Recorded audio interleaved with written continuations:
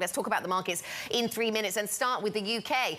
Deutsche Bank making waves earlier this week with that note talking about the possibility that we get a balance of payments shock, the kindness of strangers being called into question. Lizzie was referencing the rising gilt yields yesterday. We saw a real steepening in the curves, didn't we? As if there's a bit of comfort around bringing the inflation rate down in the short end, but at the longer end, concerns around debt levels.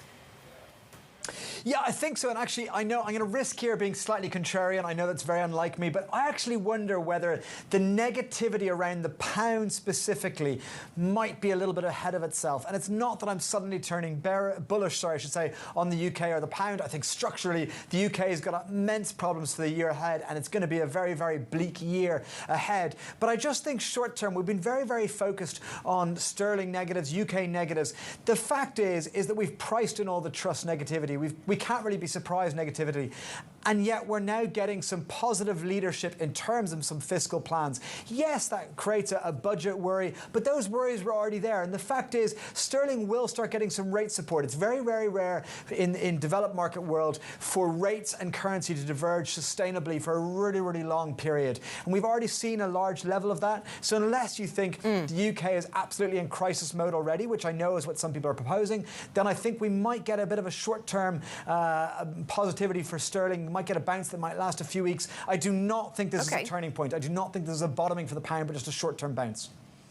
OK, interesting. I mean, today the pound a little weaker, but we take your thoughts on board over a different time horizon. The dollar then dominant, up by 0.3%, as you rightly pointed out when we looked at the GMM mark. Dollar strength, yen weakness, and we are getting some pushback from Japan, but is it meaningful?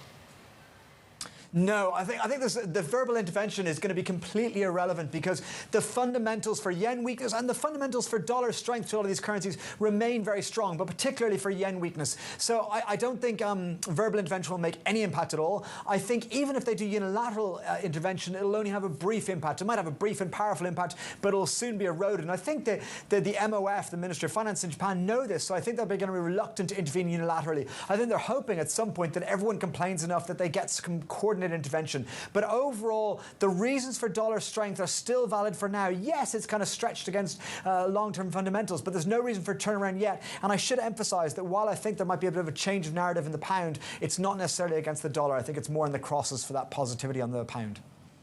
OK, and the fight against the strong dollar continues in China as well. What's the latest there? Pull your thoughts together on China and what they're doing on currency, Mark. I was just so shocked by how weak the data was this morning. It really was a surprise in terms of kind of weakness, and I think that puts more stress on the currency. I think the message here is the PBOC is willing to let the currency weaken against the dollar because the dollar is so strong, but they just don't want to lose control of it. But there's another perspective here. The yuan has stayed pretty steady since the start of August against its trade-weighted basket. So basically what's happening is normally the yuan has been an outperformer up until August against most other currencies. We just get blinded by dollar yuan in a world where dollar is strengthening so much. So the yuan was doing pretty well. Now it's been steady since August, and they're basically saying, look, we're willing to let the yuan weaken in line with everything else, but not necessarily quicker, but we don't want it outperforming any longer.